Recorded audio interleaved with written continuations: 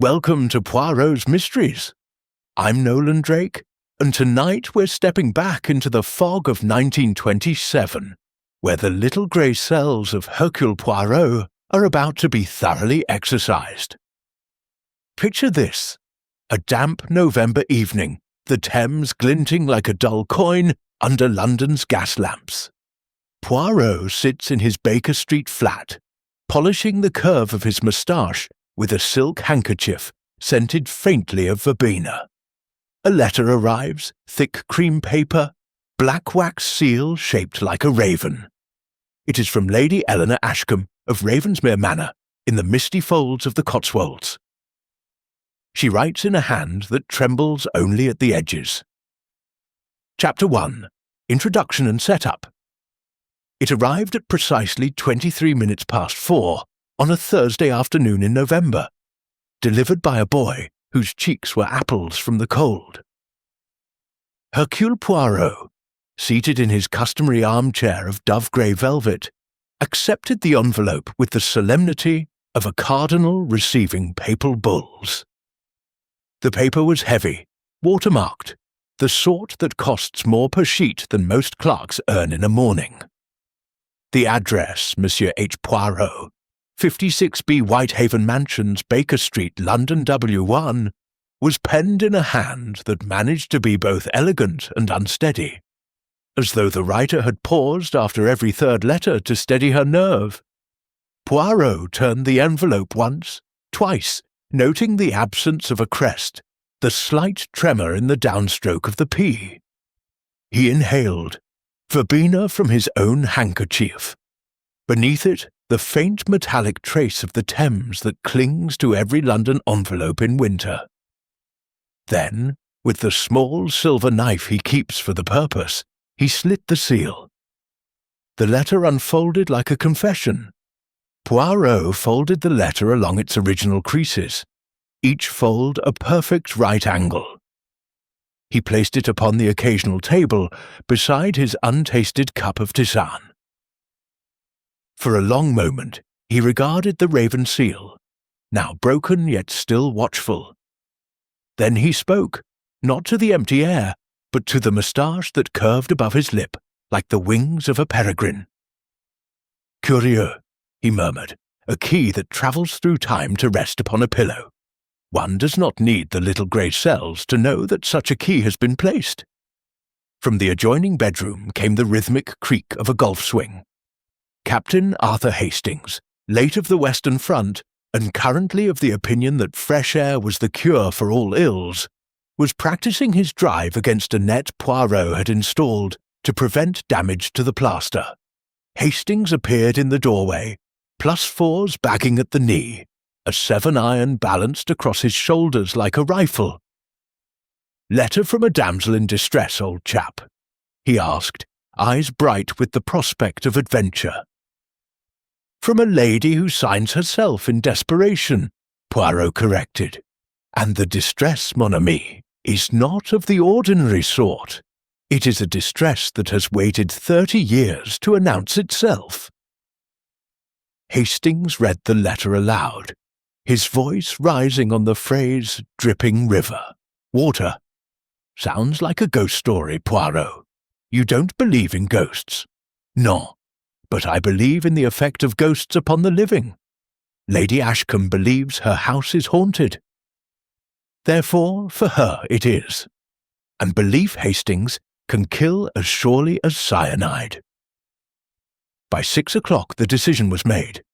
Poirot dispatched a telegram, "Arriving Friday 3rd 17, retain all keys."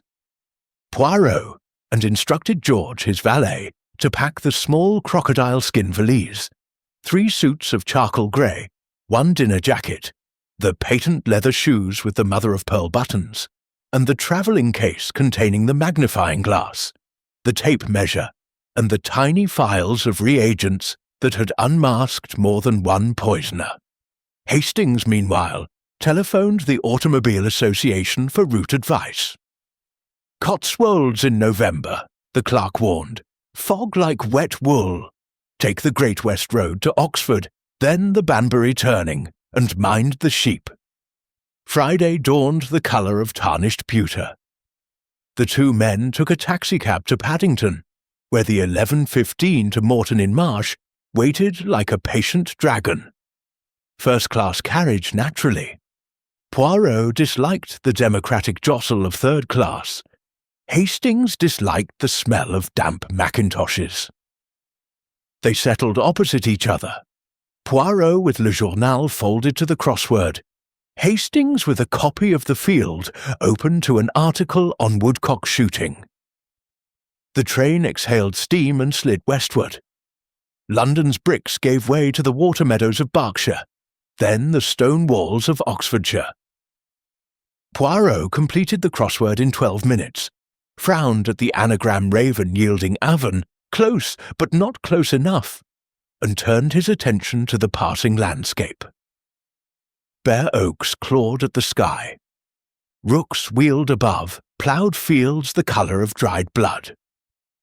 Somewhere beyond the horizon lay Ravensmere Manor, and a quay that had learned to walk. At Morton-in-Marsh, the station-master, a man whose moustache aspired to Poirot's but fell short in both symmetry and ambition, directed them to a Daimler, driven by a chauffeur in bottle-green livery. The chauffeur touched his cap. "Lady Ashcombe's compliments, sirs. Nasty weather coming." The drive took 40 minutes along lanes so narrow that the hedgerows scraped the paintwork. The Daimler climbed through beech woods where the leaves lay in copper drifts, then descended into a valley cupped like a hand. And there, sudden as a revelation, stood Ravensmere. Imagine a house that has forgotten how to be merely a house. Ravensmere was Elizabethan at its core. Mullioned windows, twisted chimneys, but every century had added its own excrescence. A Jacobean porch here, a Gothic turret there, a Victorian conservatory sagging under the weight of its own glass. Ivy strangled the stone. Rooks nested in the eaves. The west front faced the drive, but the east wing, Poirot noted immediately, was bricked up smooth as a blind eye. No windows, no doors, only a single iron-bound oak set, into the wall, like a mouth sewn shut. The Daimler crunched to a halt on gravel the colour of bone. The front door opened before the chauffeur could descend. A woman stood framed in the doorway, tall, silver-haired, dressed in dove-grey silk that matched the November sky. Her posture was that of a duchess. Her eyes were those of a child waking from nightmare. "Monsieur Poirot," she said, and her voice carried the faint crackle of old gramophone records. "You are punctual. I am Eleanor Ashcombe. Welcome to the house that eats its own." Behind her the hall yawned dark and tall. A fire burned in a grate large enough to roast an ox, yet the warmth did not reach the corners. Portraits glared down. Men in ruffles, women in whalebone, all Ashcombes, all sharing the same aquiline nose and the same watchful stare. A suit of armour stood sentinel beside the staircase, its visor lifted to reveal nothing but cobwebs. Poirot bowed over Lady Eleanor's hand. "Madame, your letter spoke of a key upon your pillow. May I see it?" She hesitated, then drew from her pocket a key of blackened iron, heavy as gilt. It was long, with a bow shaped like a raven in flight, identical to the wax seal. "It appeared Tuesday night," she said. "I woke at 3 and felt its weight upon my heart before I saw it. The door it opens has been sealed since 1898. Hastings, lugging the valises, gave a low whistle. 30 years? That's a devilish long time for a key to go walkabout. Lady Eleanor did not smile. "In this house, time is not linear. Come, I will present the others." She led them through corridors panelled in oak dark as stout. Gas jets hissed in their sconces. The flames bowed as though in obeisance. They passed a long gallery where ancestors in hunting pink pursued stags that would never die. At the far end, double doors stood open to reveal the drawing room. Crimson damask, chintz sofas sagging under the weight of centuries, a pianoforte with yellowed keys. And people, 6 of them, arranged like pieces on a chessboard whose rules no one quite remembered. "Allow me," said Lady Eleanor, "to name the pawns."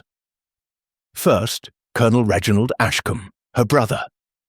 60, ramrod back despite the limp acquired at Kandahar. His moustache was a hedgehog in distress. His eyes were chips of flint. He wore tweed that smelled of pipe tobacco and gun oil. "Heard you sorted out that business on the blue train," he barked. "Hope you're as good with dry rot. House is riddled with it." Next, Miss Daphne Ashcombe, the Colonel's daughter. 25, bobbed hair the colour of ripe wheat, lips painted the red of fresh blood. She lounged against the mantel in a dress of midnight blue that left her knees bare, and London scandalised. A cigarette holder dangled from fingers heavy with jade. "Uncle Reggie thinks jazz is the devil's music," she said, exhaling smoke towards the ceiling. "I think it's the only thing keeping me sane in this mausoleum." Dr. Felix Harrow rose from a wing chair. 40, soft-spoken, hands that had soothed 1,000 fevers. His suit was Savile Row, but his eyes were tired, as though sleep had become a foreign country. "Family physician for 15 years, he said. "Lady Eleanor's heart is stronger than she believes, but the mind," he tapped his temple, "the mind is another matter." Mrs. Greaves, the housekeeper, stood by the tea trolley like a general surveying troops. 55, black bombazine, keys at her waist jangling with every breath. Her face was a topographical map of loyalty and resentment. 30 years I've kept this house," she said. 30 years since Sir Geoffrey vanished. Some doors are best left shut." Finally, Mr. Tobias Wren, Lady Eleanor's secretary. 32, thin as a paper knife, spectacles reflecting the firelight so that his eyes became twin coins. He clutched a leather-bound ledger, as though it might fly away. "I catalogue the estate papers," he said, Canadian vowels flattening the I's. "There are debts, many debts." Poirot absorbed them all, his gaze moving from face to face like a lighthouse beam. He noted the Colonel's left hand, which trembled when he reached for his whiskey. He noted Daphne's jade ring, too large for her finger, as though borrowed from a larger ghost. He noted the way Dr. Harrow's medical bag never left his side, and the way Mrs. Greaves's keys included one of iron, identical to the Raven key, except hers was bright with use. He noted, most of all, the way Tobias Wren's reflection in his spectacles showed not the room, but something just behind Poirot's shoulder. Tea was served, Darjeeling the colour of mahogany, scones lighter than gossip. Conversation tiptoed around the reason for Poirot's presence. The Colonel spoke of dry rot and death duties. Daphne complained that the nearest cinema was 20 miles away. Dr. Harrow prescribed rest. Mrs. Greaves refilled cups with the precision of a metronome. Tobias Wren said nothing at all. At length, Lady Eleanor set down her cup. "The East Wing," she said, "has been sealed since the night Sir Geoffrey disappeared. The door to his study locks only from within. The key vanished with him. Yet here it is." She placed the Raven key upon the tea tray. It rang against the silver like a funeral bell. The Colonel snorted. "Ghosts don't post letters, Eleanor, nor do they leave muddy footprints in sealed corridors," she replied. Poirot's eyebrows ascended. "Footprints, madame." "Yesterday. In the dust before the bricked-up door, small, a woman's slipper, I'd say. But no one has entered that wing in 30 years. Daphne laughed, a sound like breaking glass. "Aunt's been at the sherry again." Lady Eleanor did not flinch. "At dusk I will show you. Dusk came early, bruised and sudden. The party trooped along the east corridor, gas jets hissing like serpents. The wallpaper here was faded to the colour of old bones. A portrait of Sir Geoffrey in hunting pink glowered down, his eyes following them with the patience of the dead. The bricked-up wing ended in the iron-bound door. It stood slightly ajar, no, not ajar, but forced. Fresh scratches marred the lock. And on the dusty floorboards, a single footprint, small, narrow, the tread of a woman's indoor slipper. The dust around it was undisturbed, as though the foot had materialized from thin air. Poirot knelt. He produced his magnifying glass. The print was fresh, the edges sharp. He touched it, still damp. "Curieux," he whispered. "The foot that made this walked through a door that has not opened in 30 years. Behind him, Mrs. Greaves's keys jangled like teeth. Dr. Harrow's bag creaked as his grip tightened. Daphne's cigarette fell, scattering sparks across the centuries. Dinner was announced, but appetite had fled. The gong sounded hollow, like a warning. As the party turned away, Poirot lingered. He ran a finger along the doorframe, noting the faint scent of almond beneath the dust. He noted the angle of the footprint, pointing into the sealed wing, not out. He noted, with the part of his mind that never slept, that the raven key in Lady Eleanor's pocket was warm, as though it had recently been held in a living hand. Later, in the bedroom allocated to him, tapestries of unicorn hunts, a four-poster that could sleep a cricket team. Poirot sat at the writing desk and made notes in his neat slanting hand. Hastings, already in pyjamas striped like a zebra, looked over his shoulder. "Bit eerie, what? House remembering things." Poirot capped his fountain pen. "The house, mon ami, is merely stone. It is the people who remember. And memory, like murder, will out." Outside, the fog pressed against the windows like a living thing. Somewhere in the sealed wing, a clock that had not ticked in 30 years struck midnight. Once, twice, then silence, thick as velvet. Tell me in the comments, dear listener, where are you settling in with this tale tonight? A cottage in Cornwall with the wind howling? A high-rise in Singapore where the aircon hums like a satisfied cat? Let the Manor's shadows stretch across the miles to find you, because tomorrow the door that should not open will open, and when it does, someone in this house will wish it had stayed locked forever. Chapter 2. The Crime Discovered. The morning of Saturday, 12th of November 1927, arrived at Ravensmere Manor with the stealth of a pickpocket. Fog thick as wet flannel had rolled down from the hills during the night and now pressed its blind face against every window. Inside the breakfast room, the fire had been laid but not lit. The chill lingered like an uninvited guest. The long table was set for 7. Bone china plates with the Ashcombe crest, silver cutlery that caught what little light seeped through the mullions, and a centrepiece of hothouse chrysanthemums already drooping in surrender. Hastings, ever the early bird, descended at 7:30, lured by the promise of kippers and the hope that country air might sharpen his appetite. He found the room occupied only by the smell of toast and the faint ticking of the ormolu clock on the mantel. 6 places showed signs of use, a crumpled napkin here, a half-drained coffee cup there. The 7th, Lady Eleanor's at the head of the table, remained pristine. Her chair had not been drawn back, her cup had not been poured.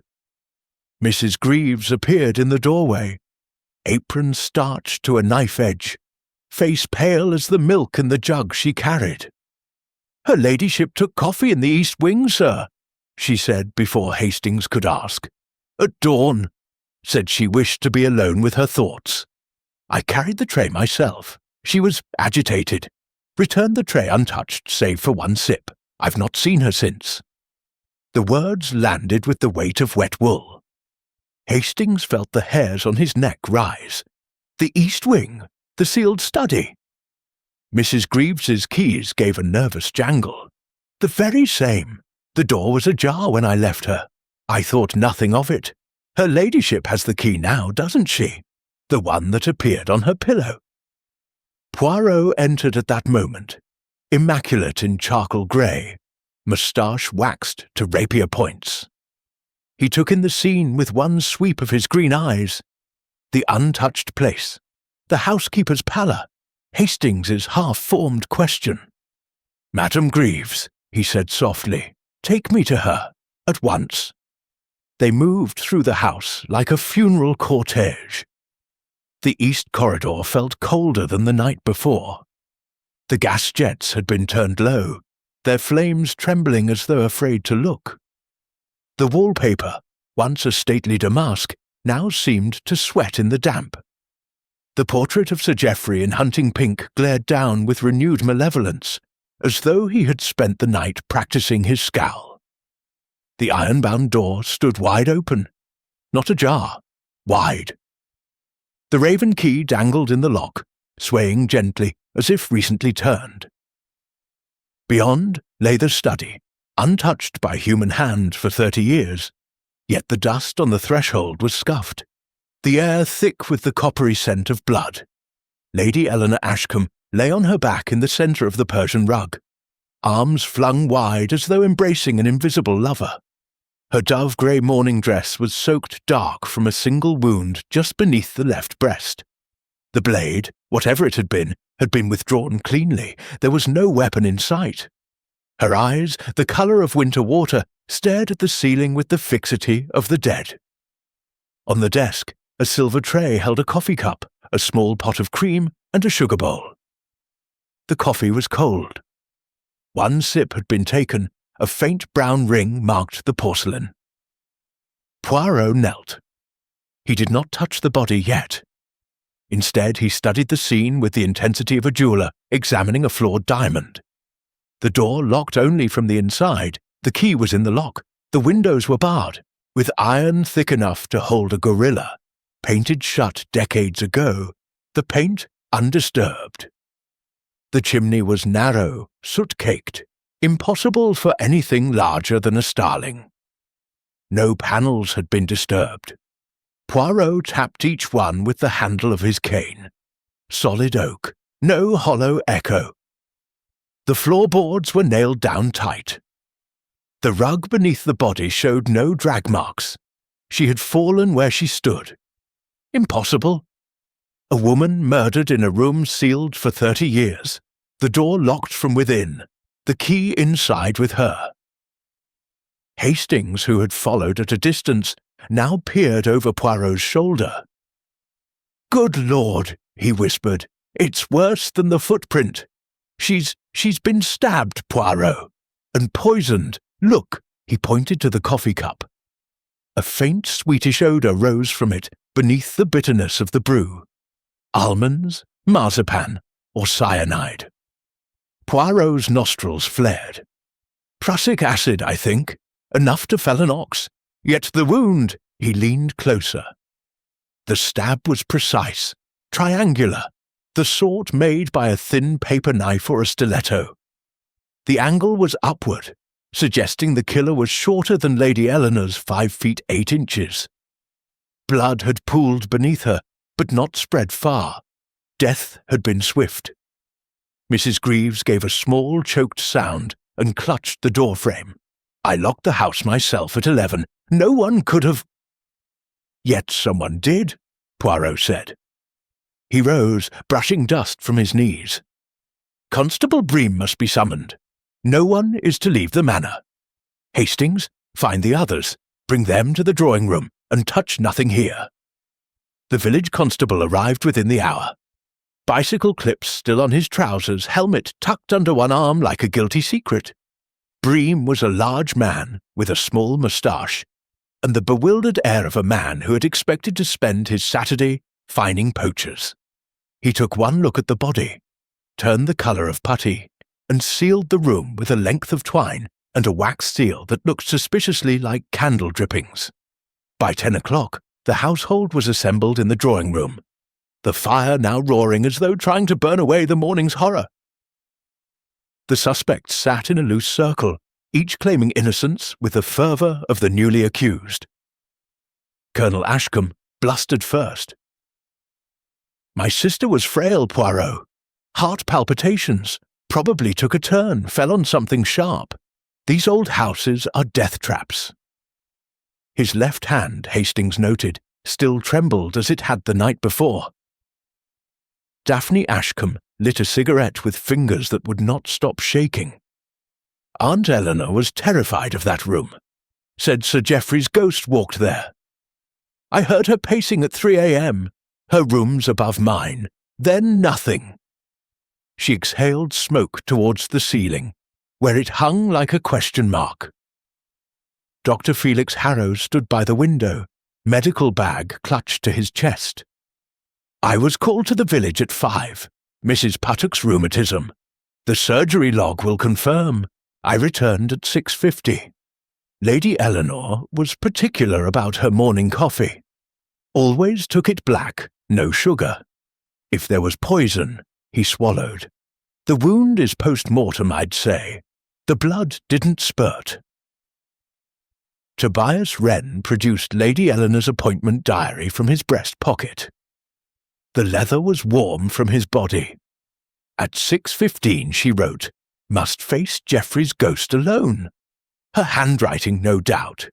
She dismissed me at 6 sharp. Said she needed solitude. His spectacles reflected the firelight, hiding his eyes. Mrs. Greaves, keys now silent at her waist, spoke last. "I carried the tray at 6. Her ladyship was alive, though pale. She took the key from her pocket, the raven one, and said, 'Today I end it.' I thought she meant the haunting. I left her at the door. It was open then. When I passed again at 7, it was shut. I assumed she'd locked herself in to pray, perhaps." Poirot circled the room like a shark in a goldfish bowl. He stopped before each suspect, letting silence do the questioning. "Colonel, you were in the gun-room from 5 until 7, cleaning your revolver?" "Spotless, sir. Oil on my cuffs to prove it." "Miss Daphne, the gramophone played until 3, yes? Then silence. I fell asleep. The needle scratched. I woke at 8 to find this. Doctor, the drive to the village and back, 40 minutes each way. You left at 5, returned at 6:50. Where were you between 6 and 6:50? Harrow hesitated. "I stopped at the church. To think the verger will vouch for me." "Mr. Wren, the stamp album in the muniments room, was it open to the penny blacks?" Wren blinked. Yes, cataloguing. One is missing. I thought it mislaid. Madame Greaves, your chatelaine, count the keys." She did, lips moving. 23. The study key is gone. It was there last night. I swear it. Poirot returned to the fireplace. He produced a small enamel box from his pocket, opened it, and withdrew a single muddy object. The slipper print, lifted on a sheet of glass. "This footprint," he said, "was found inside the study, near the hearth. Size 5, left foot, indoor slipper. The mud is from the rose bed beneath the east window. Yet the fog was so thick no one could cross the lawn without leaving a trail. And the rose bed was raked clean yesterday afternoon." He let the silence stretch until it snapped. "Someone entered a sealed room, poisoned Lady Eleanor, stabbed her after death, locked the door from within, and vanished. The key was inside, the windows barred, the chimney impossible, yet here we are." Hastings, who had been staring at the footprint as though it might speak, found his voice. "Poirot, it's worse than the footprint in the dust. That was a warning. This is murder." "Precisely, mon ami. And murder, like a badly tied cravat, always leaves a wrinkle." Outside, the fog began to lift, revealing the lawn, like a stage after the curtain rises. And there, propped against the manor wall directly beneath the study's barred window, was a ladder. The gardener's ladder sworn locked in the shed. Its rungs were wet with dew. Its feet had left deep impressions in the flower bed, impressions that had been hastily raked over, the earth still soft. Poirot's eyes gleamed. The game, Hastings, has begun, and the first move belongs to the killer. Chapter 3. Investigation begins. The drawing room at Ravensmere Manor had never felt smaller. 7 people, 1 corpse, and a fog that still clung to the windows like a guilty conscience.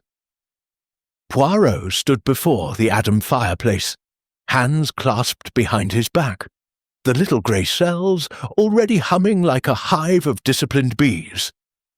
He had dismissed Constable Bream to the kitchen, with instructions to drink tea and touch nothing. The constable, grateful to be anywhere but near the body, had obeyed with alacrity. Poirot surveyed the room. The fire crackled, throwing shadows that danced across the suspects' faces like accusations. He spoke with the calm of a surgeon about to make the first incision. "Mesdames et messieurs, we begin. The crime is impossible. Therefore, it is simple. Once we remove the impossible. I will interview each of you in the winter garden, one by one. No interruptions. Hastings, you will take notes. The rest remain here. The house is watched." He began with the colonel, leading the old soldier through the long gallery, where the Ashcombe ancestors glowered in oils.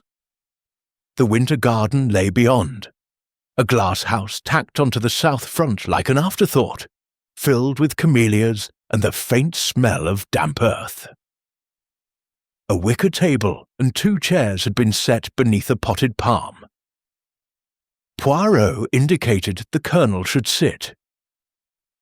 "Colonel Ashcombe, you are 60 years of age, retired from the 17th Lancers after the scandal of the regimental silver in 09.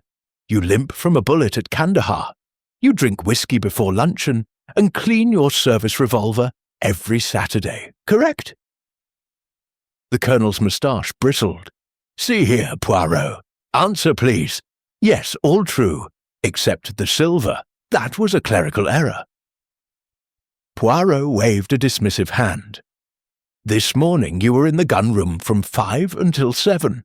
The revolver is spotless. Gun oil on your cuffs. You heard nothing. Nothing but the clock striking the quarters. My sister kept to her routine. Coffee at 6 alone. Always alone since Geoffrey vanished.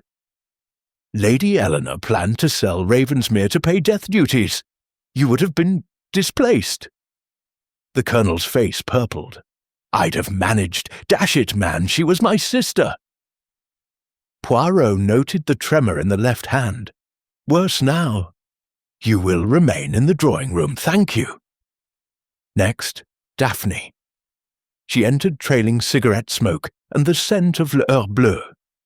She folded herself into the wicker chair like a bored cat. "Miss Ashcombe, you are 25, educated at Whodunit, expelled for climbing the chapel roof to smoke Turkish cigarettes. You play jazz records until 3 a.m. Your aunt threatened to cut you from the will if you married Mr. Felix Carstairs, the actor currently in The Rat at the Criterion.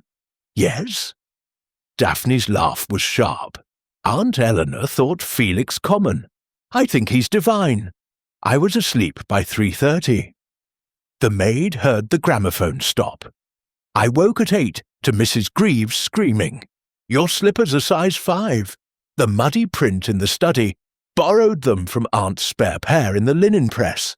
Mine are in London. Check if you like.'" Poirot's eyes narrowed. "You saw nothing? Heard nothing after 3? "Only the fog. It muffles everything, like being buried alive." Dr. Felix Harrow entered next, medical bag still clutched like a talisman. He sat without invitation, placing the bag on his knees. "Doctor, you left for the village at 5 a.m.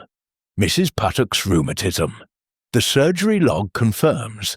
You returned at 6:50, 40 minutes each way by motor. That leaves 70 minutes unaccounted for."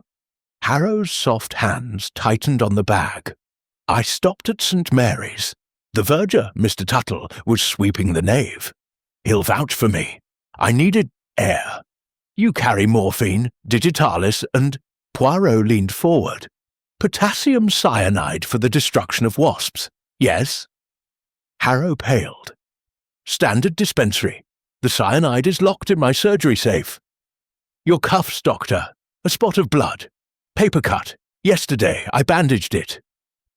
Poirot dismissed him with a nod. Tobias Wren followed, ledger under one arm, spectacles reflecting the camellias like twin moons. "Mr. Wren, you are 32, arrived from Toronto 18 months ago to catalogue the estate papers.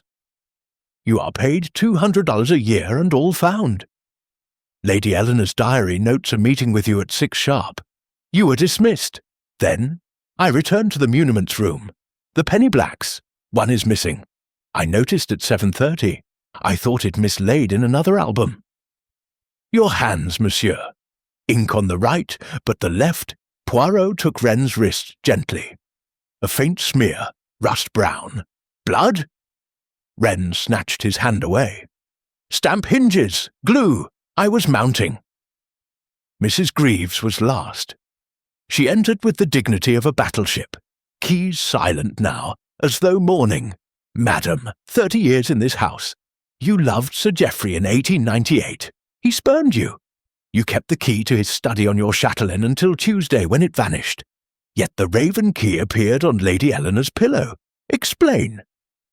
Mrs. Greaves's lips thinned. "I cannot. The key was there Monday night. Tuesday morning, gone. I thought her ladyship took it for a duplicate." "You carried the coffee tray at 6. Lady Eleanor was alive. You left her at the open door. When you passed again at 7, the door was shut. You assumed she locked herself in. Why did you not knock?" "I did. No answer. I thought she prayed." Poirot studied her.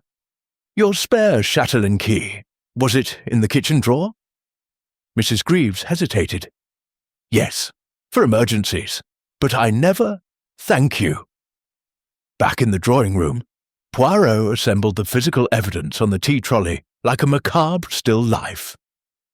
The raven key, still warm from the lock. The coffee cup with its telltale almond scent. The glass plate bearing the muddy slipper print. A scrap of khaki cloth found caught on the ladder outside. A single penny black stamp, torn in half, discovered in Daphne's gramophone. A drop of blood on Dr. Harrow's cuff, now dried to rust. He addressed them collectively. "The timeline, please. 5 a.m. Dr. Harrow departs. 6 a.m. Mrs. Greaves delivers coffee. 6:15, Lady Eleanor writes in her diary. 6:20, she enters the study alone. 7 a.m. Door is shut, no answer. 8 a.m. Body discovered." He pointed to the key. "This lock is a Brammer, pick-proof in 1898. The scratches are fresh, made by this key, forced from the outside. The almond scent is cyanide in the coffee. Enough to kill in minutes, yet the stab wound is post-mortem. The killer poisoned, waited, then stabbed to confuse." Hastings scribbled furiously, "But the door? Locked from within, key inside, windows barred, chimney impossible." Poirot tapped the glass plate. "This footprint is size 5, left foot, indoor slipper. The mud is from the rose bed beneath the window. Yet the ladder outside was used after the raking, footprints obliterated deliberately."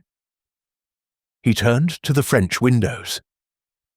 The fog had lifted enough to reveal the lawn, the ladder still propped against the wall, its feet sunk deep. The rose bed showed the scars of hasty raking, but one print remained. A deep, narrow rectangle, as though something heavy had been dragged. Poirot's voice dropped to a murmur.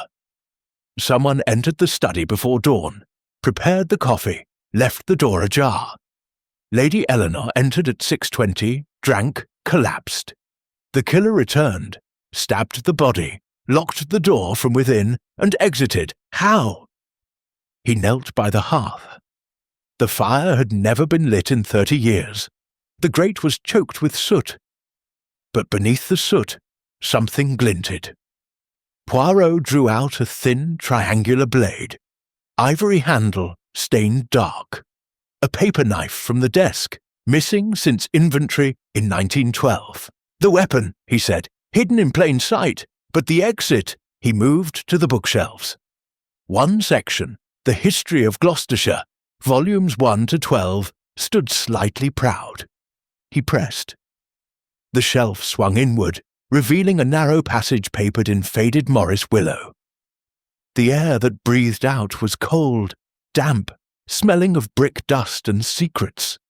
A priest's hole, Hastings breathed. But the wing was bricked up. The bricks are modern, Poirot said. Cement, not mortar. Laid within the year. Someone has been using this passage.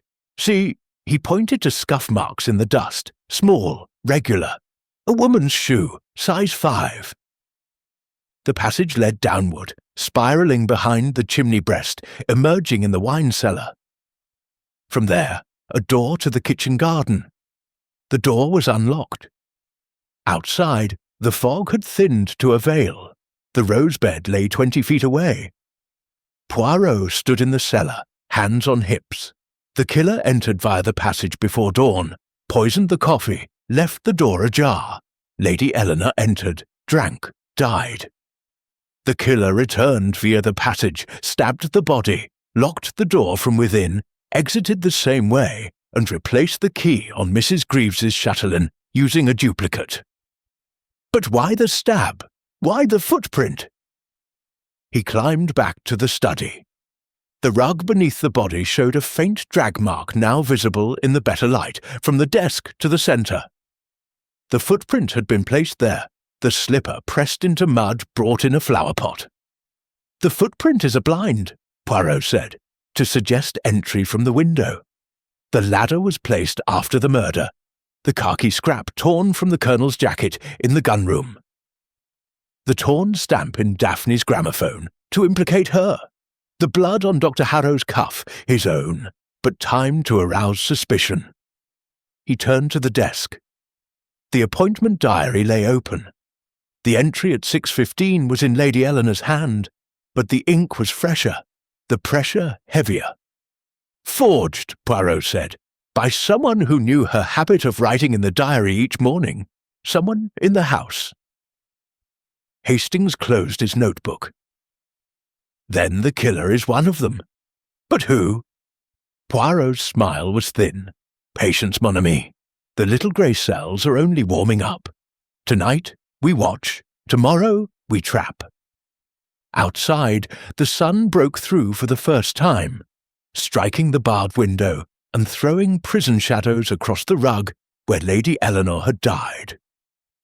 The raven key, still in the lock, caught the light and gleamed like an eye that had seen everything and would tell nothing.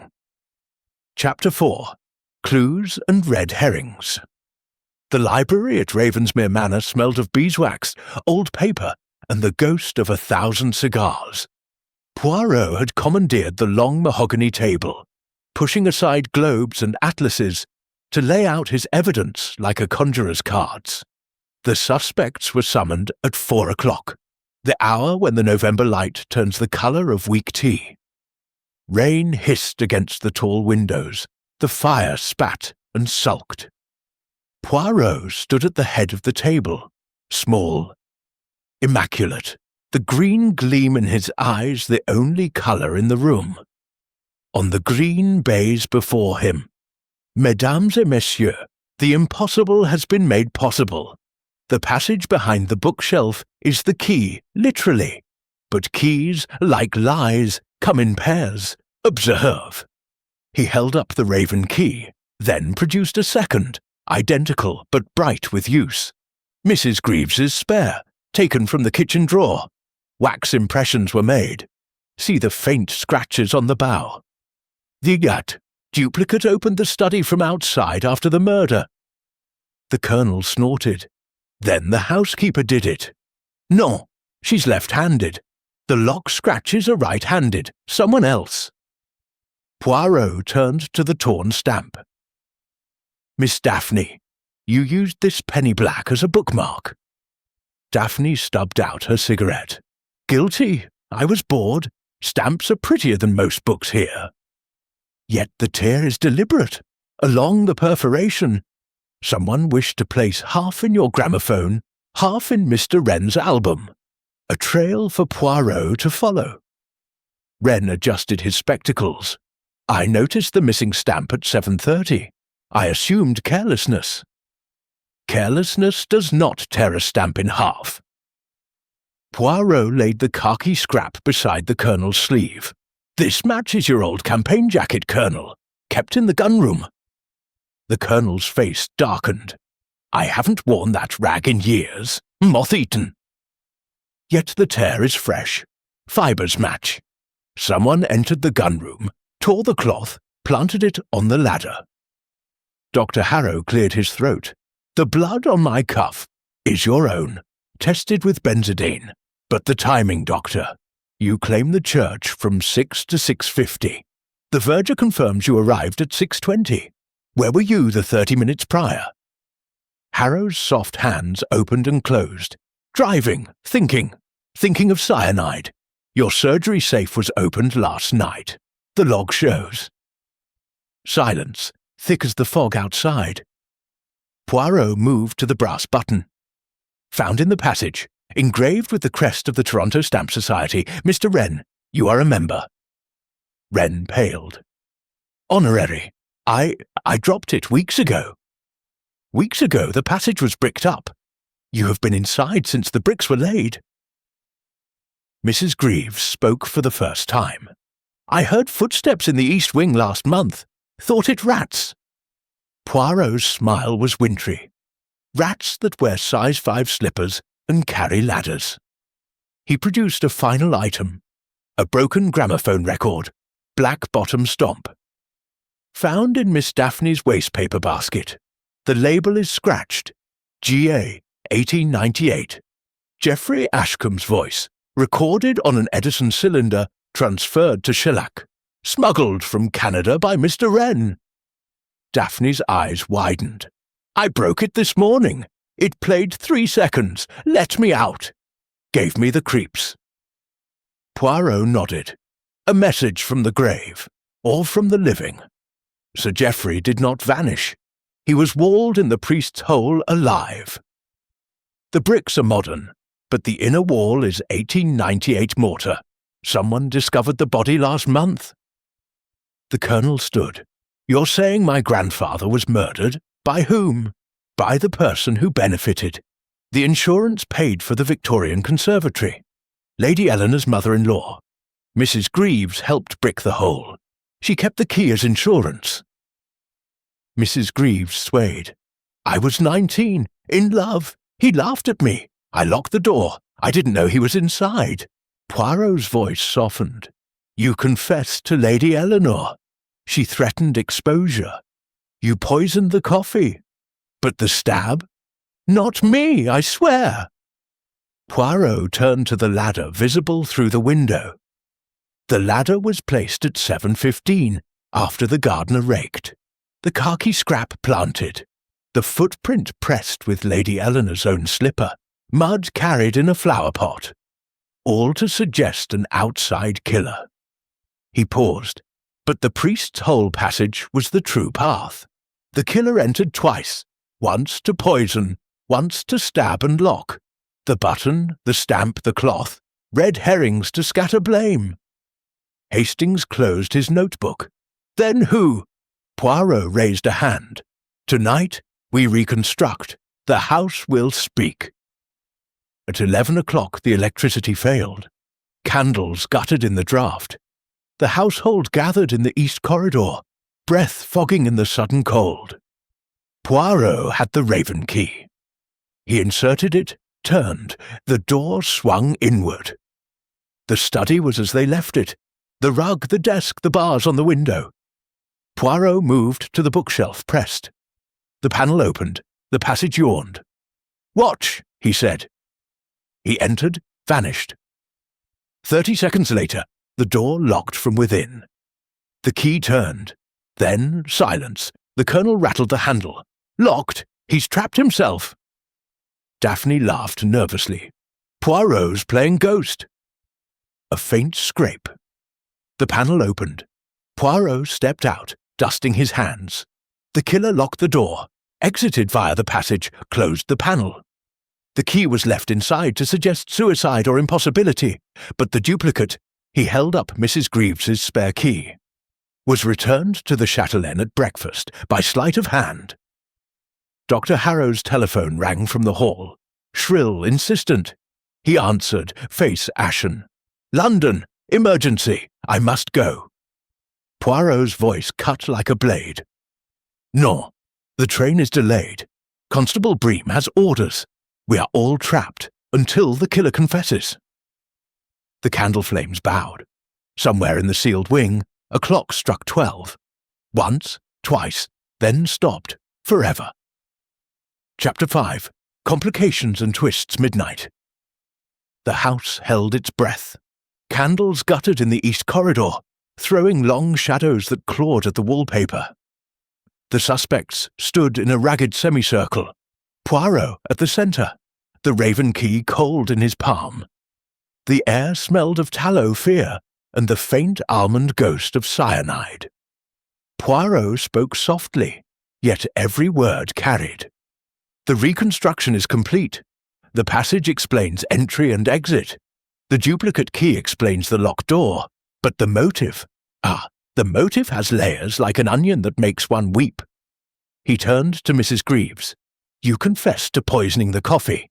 You believed Lady Eleanor would expose the 1898 murder. Yet the stab wound is post-mortem. You are not the stabber." Mrs. Greaves's keys gave a single, mournful jangle. "I dosed the coffee at 6. Enough to kill in 10 minutes. I left her alive. I never returned." Poirot nodded. Then the killer waited for death, entered via the passage, stabbed the corpse, locked the door, and exited. The footprint, the ladder, the torn stamp, all theatre. Dr. Harrow stepped forward, medical bag trembling in his grip. "I can end this." From the bag he drew a small brown bottle. Morphine. He uncorked it with shaking fingers. "I cannot bear suspicion." Hastings lunged, knocking the bottle to the floor. The liquid hissed on the parquet like acid. Poirot slapped Harrow's cheek, once sharp. "You will not escape justice with cowardice, Doctor. Your cyanide vial is half empty. You signed for a new batch last month." Harrow sagged. "I keep it for mercy, euthanasia. Lady Eleanor begged me to end her pain if the haunting grew worse. I refused." Daphne laughed, a brittle sound. "Aunt begged everyone. She was terrified of the study," said Sir Geoffrey, whispered through the bricks. Poirot's eyes gleamed. "Whispers require lungs. Someone has been inside the priest's hole for weeks." He produced a tiny brass gear, found in the passage dust. From a portable gramophone, the broken record, GA 1898, was played on it. Sir Geoffrey's voice, recorded in Canada, smuggled here to terrify Lady Eleanor. Tobias Wren's spectacles flashed. "I brought the cylinder. Family heirloom. I played it once, in the muniments room, to hear my—" He stopped. "Your what, monsieur?" Wren's voice dropped to a whisper. "My great-grandfather. Sir Geoffrey was my mother's father, illegitimate. I came to claim the estate." The Colonel roared. "Bastard! You poisoned my sister for a title?" Wren flinched. "I wanted the will, the real will, hidden in the study globe. It names me heir. Lady Eleanor found it last week. She was going to burn it." Poirot held up a scorched fragment of vellum. "Found in the hearth. The seal is Geoffrey's. dated 1897. It disinherits the legitimate line if no male heir is born in England. You, Mr. Wren, were born in Toronto. Daphne's cigarette fell. Forgotten. Then Tobias killed her to protect his claim. No. Poirot's voice cut like a scalpel. He entered the study at 6:30, found her dying, searched the globe, took the will. But the stab wound is triangular. Your jade ring, Miss Daphne, has a sharp setting. You followed him. Daphne backed away. I was asleep. Your gramophone needle scratched at 3. The maid heard it stop at 3:30. You rose, took the ring from your jewellery box. See the empty velvet indentation. You entered the passage wearing Lady Eleanor's spare slippers to muffle sound. You found Tobias with the will. You stabbed the body to frame him, then locked the door and exited. Daphne's face crumpled. She was going to cut me off. For Felix, I saw Tobias leave the study at 6:40. I thought he'd killed her. I panicked. Poirot turned to Wren. You returned at 7, saw the body stabbed, realized you'd be blamed. You planted the khaki scrap, the torn stamp, the ladder. You pressed the footprint with the slipper you found in the passage. Wren nodded, defeated. I thought if it looked like an outside killer, you would inherit unscathed. Poirot sighed. But the little grey cells do not lie. The ring scratch on the ivory paper knife matches your jade setting, Miss Daphne. The gear in the passage matches the gramophone you hid in the wine cellar, Mr. Wren. The will fragment names you, but the forgery is in your hand. The ink is Higgins Eternal, bought in Toronto. The Colonel sank into a chair. My own niece, my sister's secretary. Good God! Dr. Harrow stirred. And the cyanide. Mrs. Greaves, Poirot said gently. You acted from fear. The others from greed and panic. All 3 touched the crime, yet none alone is the killer. It required 3 hands. Poison, search, stab. Mrs. Greaves wept without sound. Daphne stared at her ring as though it were a snake. Wren removed his spectacles, revealing eyes red with unshed tears. Poirot addressed the darkness beyond the candles. The house remembers, yes, but tonight it speaks. A gust rattled the windows. The raven key, still in Poirot's hand, seemed to pulse once, like a heart that had finally stopped. Chapter 6. The Revelation. The drawing room at Ravensmere Manor had become a tribunal. Candles in silver sconces burned steady now, their flames straight as soldiers at attention. The suspect sat in a semicircle, the fire behind Poirot, casting his shadow across the rug like a judge's robe. Outside, the fog had returned, thicker than before, swallowing the lawn, the ladder, the rosebed, everything but the truth. Poirot stood motionless, the scorched will fragment in one hand, the raven key in the other. The clock on the mantel had stopped at 12. No one had thought to wind it. He spoke, and the room itself seemed to lean in. Mesdames et messieurs, the crime is not 1 murder, but 3. 1898, 1927, and the murder of reason itself. We shall unravel them in order. He placed the will fragment on the tea trolley. Sir Geoffrey Ashcombe did not vanish. He was locked in his study on the night of 14th of October 1898 by Mrs. Greaves, then 19 after he spurned her love. She believed the room empty. It was not. He died of starvation behind the bricked-up wall. Mrs. Greaves kept the key as penance. Mrs. Greaves bowed her head. I heard him scratch for days, then silence. Last month, Poirot continued, Lady Eleanor, cataloguing deeds for death duties, found the inner wall hollow. She broke through, discovered the skeleton and the diary Mrs. Greaves had hidden in 1898. She confronted the housekeeper. Mrs. Greaves, in terror, poisoned the coffee on 12th of November, cyanide from Dr. Harrow's dispensary, stolen during a house call. Dr. Harrow flinched. I noticed the vial low. I thought, evaporation. No. You noticed but said nothing. You feared your own secret. Poirot turned to Tobias Wren. You, monsieur, are Tobias Ashcombe, grandson of Sir Geoffrey, via an illegitimate daughter raised in Canada. You arrived 18 months ago with forged references and a wax impression of Mrs. Greaves's spare key. You removed bricks from the priest's hole, creating a passage to the study. You sought the 1897 will hidden in the globe, the will that names the Canadian heir. Wren's voice was a thread. I played the Edison cylinder of Geoffrey's voice to frighten Lady Eleanor into revealing the will's location. I entered at 6:30, found her dying from the poison. I took the will, left her body. Poirot nodded. You did not stab her. You returned at 7 to plant red herrings, the torn penny black, the khaki scrap from the colonel's jacket, the ladder. You pressed the muddy footprint using Lady Eleanor's slipper, carried in a flower pot. He faced Daphne. You, mademoiselle, woke at 6:40 to the gramophone needle scratching. You heard movement in the east wing.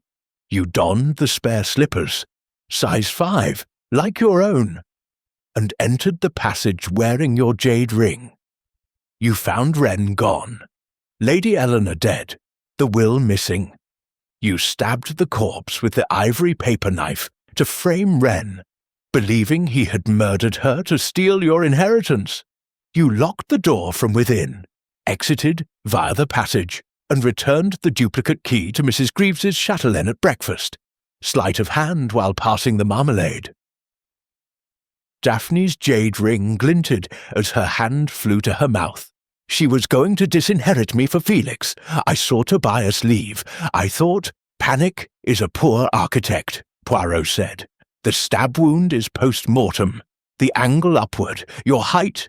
The ring scratched the ivory handle. The broken record in your basket was the cylinder you smashed to silence Geoffrey's voice.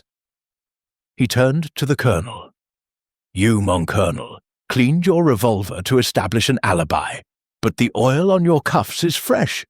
Applied at 6:50 after planting the khaki scrap. The colonel's moustache drooped. I thought to protect Daphne. I saw her return, pale, at 7. I distracted the gardener from the ladder. Poirot addressed Dr. Harrow last. You, Doctor, provided the cyanide indirectly. You knew of the theft, but feared exposure of your mercy killings in the village. You delayed your return from the church to search the study for the will, hoping to destroy it and preserve the legitimate line. Harrow's soft hands opened in surrender. I found nothing, only the body. Poirot stepped back. 3 crimes, 3 criminals, 1 room. Mrs. Greaves poisoned. Wren burgled and staged. Daphne stabbed. The colonel concealed. Dr. Harrow obstructed. Yet the locked room is explained. The passage, the duplicate key, the key left inside to suggest impossibility. He produced the globe. From the study, opened its hidden compartment. Inside lay the true will, intact sealed, dated 1897. This names Tobias Ashcombe heir, but the forgery in Wren's trunk, your handwriting, monsieur, would have replaced it had Lady Eleanor not died. Wren lunged for the will. Hastings tripped him with the fire tongs. Constable Bream, summoned from the kitchen, snapped on handcuffs. Poirot's voice softened. The house remembered, yes, but memory is not murder. Greed, fear, and panic killed Lady Eleanor, not a ghost. The candles flickered. The fog outside began to lift, revealing the first pale hint of dawn. The Raven key lay on the trolley, dull now, its work done. Chapter 7. Justice Served.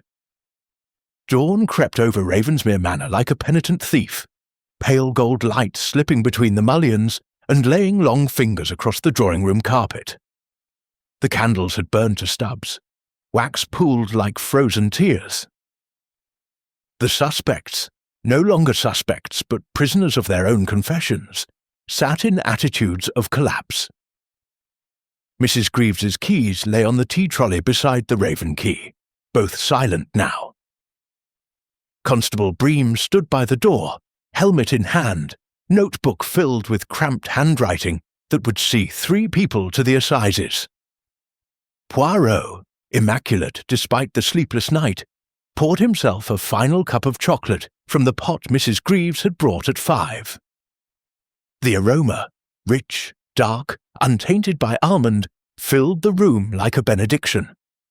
He sipped, then set the cup down with geometric precision. "Justice," he said, "is not revenge. It is order restored. Let us complete the pattern." He began with Mrs. Greaves. "Madame, the murder of 1898 is beyond the law. 30 years have passed. But the poison in 1927 is not. You will be charged with manslaughter. Your confession spares you the rope." Mrs. Greaves lifted her head. The lines on her face had deepened overnight, as though decades had caught up in hours. "I kept the key all those years to remind myself what love can do. I never meant to use it again." Poirot turned to Tobias Wren. Ashcombe, now, in truth. The young man's spectacles were fogged. He had not slept. "You, monsieur, face charges of burglary, forgery, and conspiracy to defraud. The will is valid. The estate passes to you, but you will inherit from a prison cell. The Canadian stamps you catalogued so lovingly, some were stolen from the Royal Philatelic Collection. Scotland Yard has been notified." Wren's voice was a croak. "I only wanted what was mine." "Birthright is not theft," Poirot replied.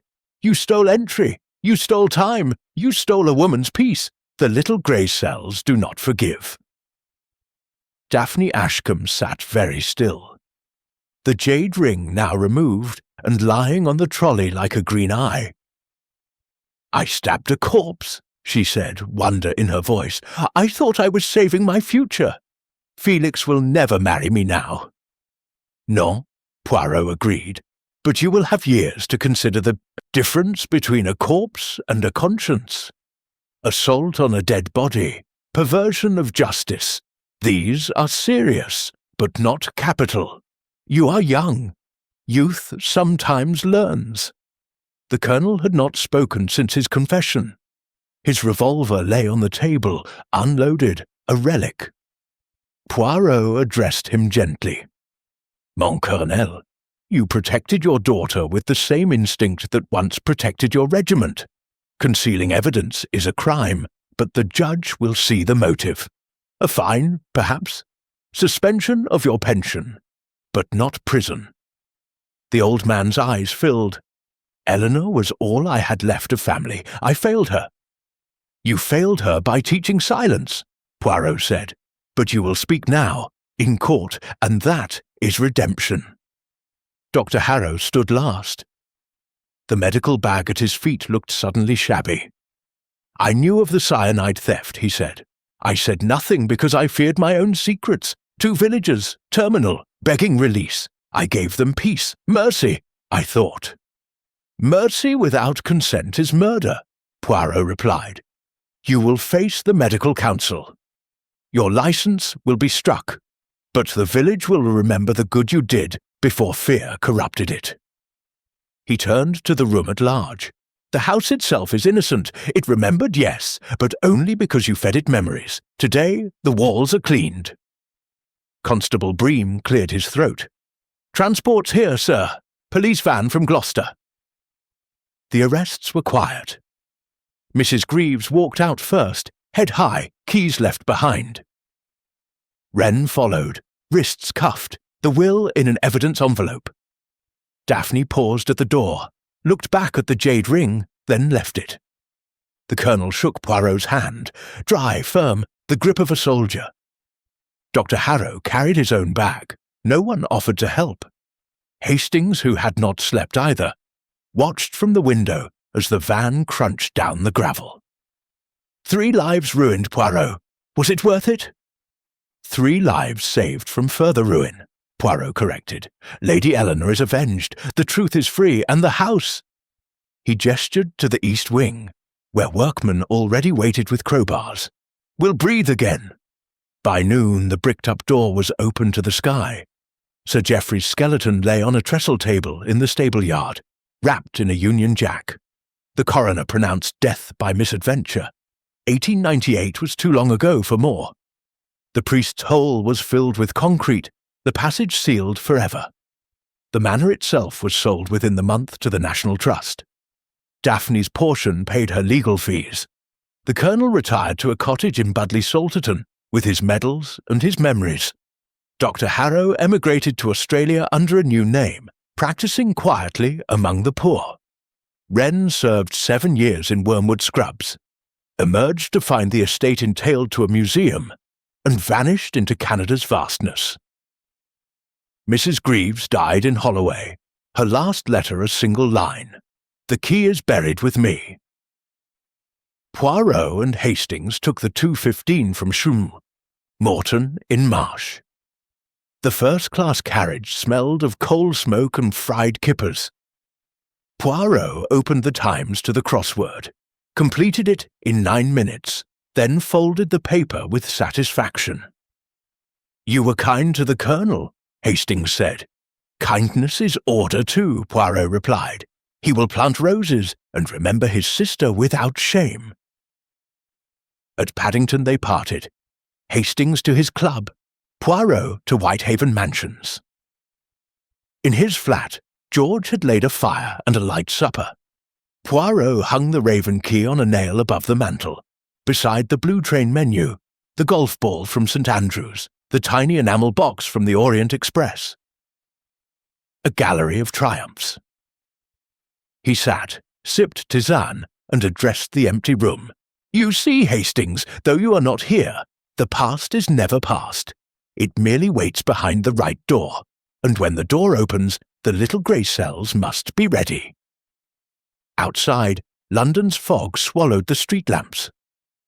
Inside, the fire crackled, the clock ticked, and Hercule Poirot allowed himself the smallest of smiles.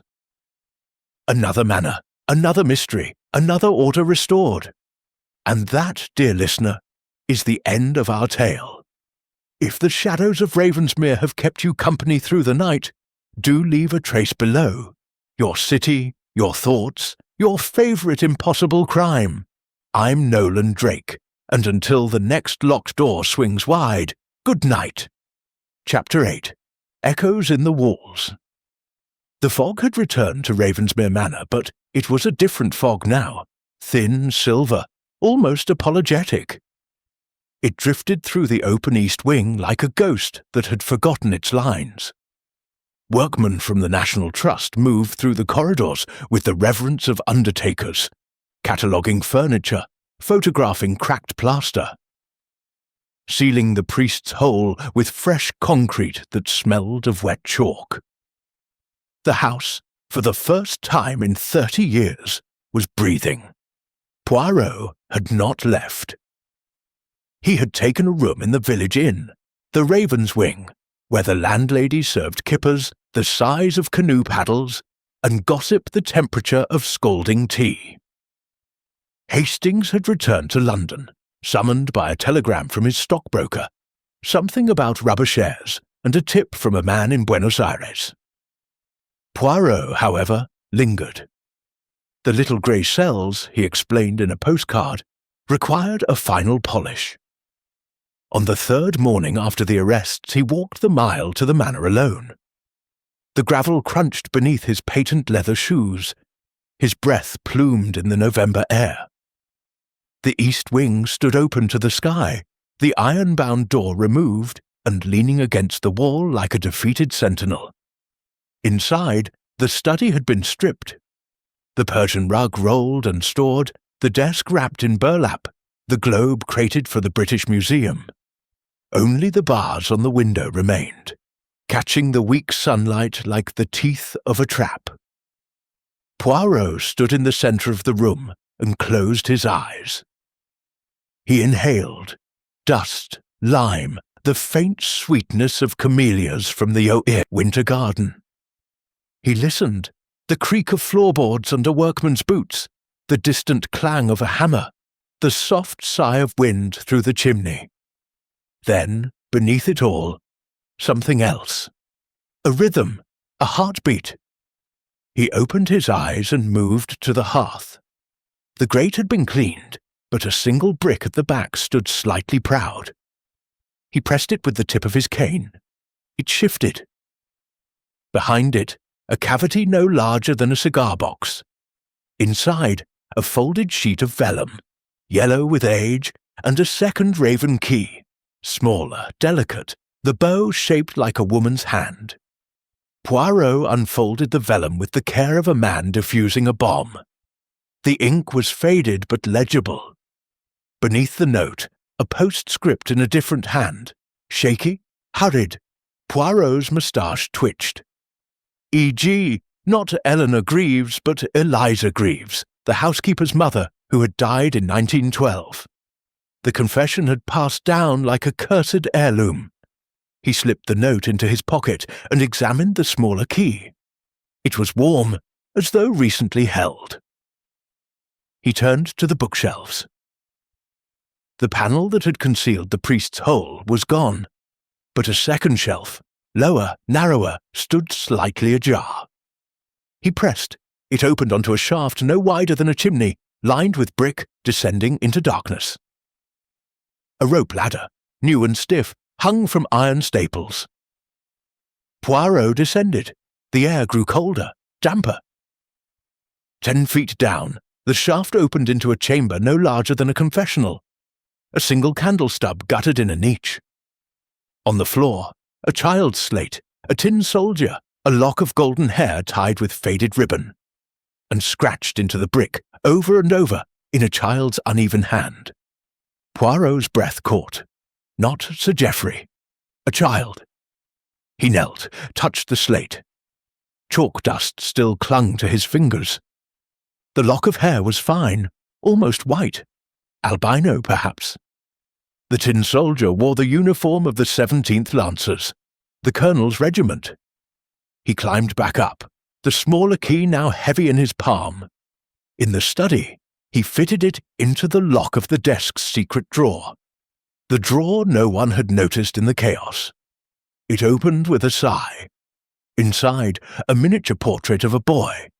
Age 6, pale as moonlight, eyes the colour of winter water.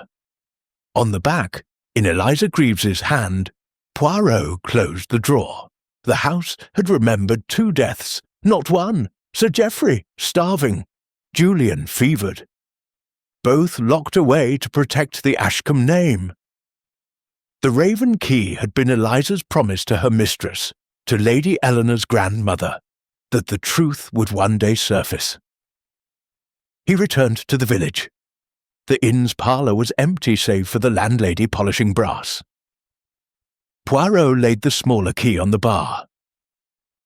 "Madame, have you a child in the village, pale, quiet, fond of the manor?"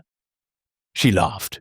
"Young Julian Wren, the Canadian lad's cousin, comes every summer, says the house talks to him, always leaving flowers at the east wing." Poirot nodded. The circle closed. Tobias Wren had not been alone in his pilgrimage. The boy, Julian, had found the shaft, the slate, the hair. He had left the key on Lady Eleanor's pillow, guided by a child's sense of justice. The house had spoken through him. That evening, Poirot took the train to London. In his compartment, he wrote a letter to the National Trust. The East Wing must remain sealed. Not for curse, but for mercy. 2 souls rest there. Let the walls keep their secret. The key is returned to the earth. He posted it at Paddington, then walked home through the fog. In his flat, George had laid a fire and a light supper. Poirot hung the smaller raven key beside its twin above the mantel. 2 keys, 2 deaths, 2 truths. He sat, sipped tisane, and addressed the empty room. "You see, Hastings, though you are not here, the past is never past. Sometimes it is a child's whisper. Sometimes it is a key that waits 30 years to turn." Outside, London's fog swallowed the street lamps. Inside, the fire crackled, the clock ticked, and Hercule Poirot allowed himself the smallest of smiles. Another echo silenced, another order restored. And that, dear listener, is the final shadow of Ravensmere. If the Manor's whispers have followed you home, do leave them below. Your city, your chills, your own locked doors. I'm Nolan Drake, and until the next key turns in the dark, good night. Chapter 9. The Second Key. The Raven's Wing Inn stood at the edge of the village, its sign creaking in the wind like an old man clearing his throat. Poirot had taken the corner room on the first floor, where the window overlooked the churchyard and, beyond it, the dark bulk of Ravensmere Manor. He had not slept. The smaller raven key lay on the bedside table, catching the moonlight in its delicate bow. At 3 a.m, he rose, dressed in silence, and slipped out into the night. The churchyard was silvered with frost. Gravestones leaned like drunks. Rooks nested in the yew trees, muttering in their sleep. Poirot moved between the stones until he found what he sought. A small, unmarked mound near the east wall, overgrown with ivy. He knelt, brushed the leaves aside, and pressed the smaller key into the soft earth. It sank to the bow. He covered it with a handful of soil, then a flat stone from the path. A child's grave, hidden for 30 years. Julian Ashcombe, taken by fever, buried in the priest's hole to spare the family quarantine. The key was his now, returned to the earth that had claimed him. Poirot stood. The wind carried the scent of wood smoke and distant rain. He walked the mile to the manor, his cane tapping a measured rhythm on the lane. The gates were unlocked. The National Trust workmen had left for the night. The east wing stood open, a black mouth in the stone. He entered. The study was stripped bare. The bars on the window threw prison shadows across the floorboards. Poirot moved to the hearth, pressed the proud brick. The cavity was empty, the vellum note gone, taken by the police as evidence. But the shaft behind the lower bookshelf remained. The rope ladder hung limp, swaying slightly as though recently used. He descended. The chamber below was colder now, the candle stub burned to a nub. The slate, the tin soldier, the lock of hair, gone bagged and tagged. But on the wall, fresh chalk marks glowed in the dark. Poirot's breath caught. The boy, Julian Wren, the Canadian cousin, had returned. He climbed back up, closed the panel, and stood in the study's centre. The house was silent, yet not empty. He felt it, the weight of 2 souls, no longer trapped. He left the manor and walked to the village. The baker's shop was just opening. The smell of warm bread drifted into the street. Inside, a boy of 10 stood on a stool, helping his grandfather knead dough. Pale as moonlight, eyes the colour of winter water. He looked up as Poirot entered. "You're the detective," the boy said. His voice was soft, accented with Canada. "You found my great-great-uncle." Poirot nodded. "And your namesake, Julian Ashcombe." The boy's grandfather wiped flour from his hands. "Young Julian's been leaving flowers at the manor since he could walk. Says the house talks to him. We thought it fancy." "It was memory," Poirot said. "The key on Lady Eleanor's pillow. Was it you?" The boy nodded. "I found it in the shaft last summer. It was warm. I thought it wanted to go home." He reached into his pocket and drew out a second object. A tiny silver locket, heart-shaped, engraved with a raven. This was with it, for you. Poirot opened the locket. Inside, a miniature portrait of Eliza Greaves, young, smiling, eyes bright with hope. On the back, scratched with a pin, "For the one who listens." E.G. He closed it gently. "Your great-grandmother?" The boy shrugged. "Family story. She was a maid, loved the wrong man, kept the key to remember." Poirot slipped the locket into his pocket. "The house is quiet now. The keys are home." The boy smiled, a small, sad thing. "Will you come back?" "Perhaps," Poirot said, "when the rooks return." He left the bakery with a warm loaf under his arm and walked to the station. The 8:15 to Paddington was waiting, steam curling like incense. He took his seat, the locket heavy in his waistcoat. The train pulled out, the Cotswolds sliding past in patches of frost and gold. In London, Hastings met him at the platform, eyes bright with questions. "Well, old chap, satisfied?" Poirot handed him the loaf. "Bread for the soul, mon ami, and a locket for the heart." They walked to Whitehaven Mansions. George had laid a fire and a light supper. Poirot hung the locket beside the 2 raven keys above the mantel. 3 objects now, the large key for Sir Geoffrey, the small for Julian, the locket for Eliza. A trinity of truths. He sat, sipped tisane, and addressed the empty room. "You see, Hastings, the past is never past. Sometimes it is a child's chalk mark. Sometimes it is a locket that waits 90 years to be opened." Outside, London's fog swallowed the street lamps. Inside, the fire crackled, the clock ticked, and Hercule Poirot allowed himself the smallest of smiles. Another echo answered, another order restored. And that, dear listener, is the final whisper of Ravensmere. If the Manor's secrets have settled in your bones, do leave them below, your city, your shivers, your own hidden keys. I'm Nolan Drake, and until the next locket opens in the dark, good night. Chapter 10. The House Forgets the Raven's Wing Inn closed its doors for the last time on the 1st of December, 1927. The landlady, Mrs. Puttock, her rheumatism now a legend in the village, had sold the lease to a brewer from Cheltenham, who planned to turn the place into a roadhouse with jazz on Saturdays and darts on Sundays. The sign came down. The Raven, wings spread in mid-flight, was carted off to a barn. By spring, the inn would smell of spilled ale instead of kippers and gossip. Poirot returned one final time, unannounced, on a day so cold the breath froze in the air. He wore a new overcoat of midnight blue and carried a small leather case.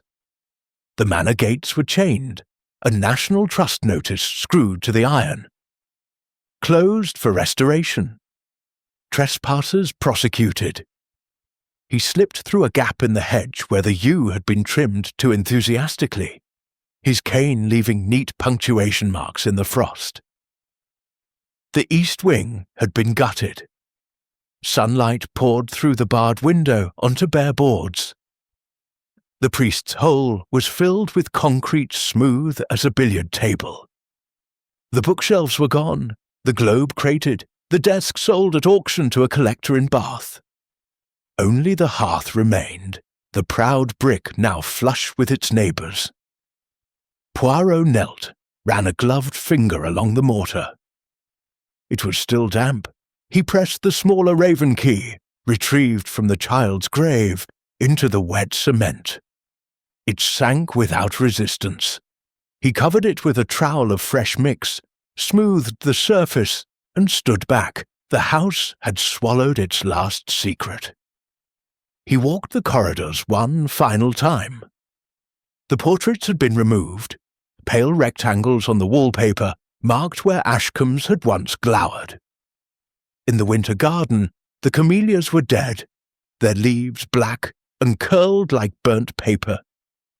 He snipped a single brown petal, tucked it into his waistcoat pocket beside the silver locket. Outside, the rose bed had been dug up and replanted with lavender. The ladder was gone, the khaki scrap, the torn penny black, the ivory paper knife, all evidence locked in a police vault in Gloucester. The footprint in the dust was only memory now. Poirot stood where the ladder had leaned, looked up at the barred window, and nodded once. Order restored. In the village, the baker's shop was shuttered. A sign in the window read, "Gone to Canada."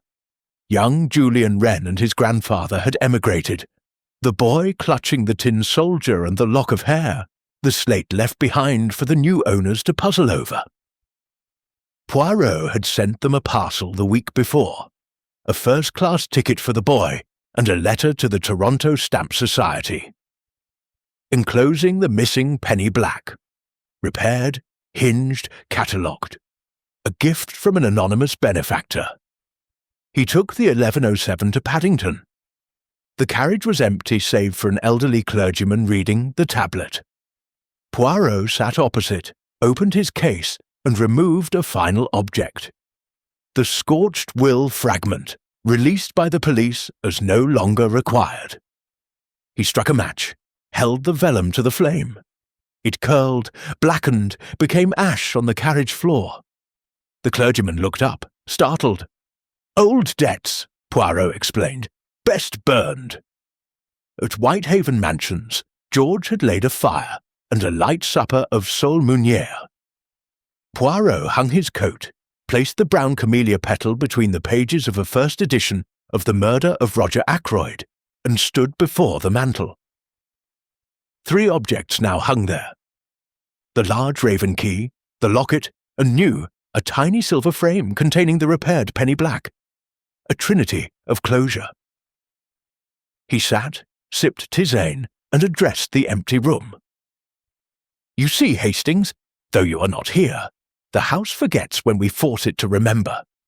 The keys are buried, the locket closed, the stamp restored. The past is past." Outside, London's fog had lifted for once. Stars pricked the sky like pinpricks in black velvet. Inside, the fire crackled, the clock ticked, and Hercule Poirot allowed himself the smallest of smiles. The manor was silent. The raven had flown, and that, dear listener, is the true end of Ravensmere. The doors are sealed, the keys returned to earth, the echoes stilled. If this tale has lingered in your quiet hours, do leave a trace below. Your city, your silence, your own forgotten room. I'm Nolan Drake, and until the next house remembers, good night.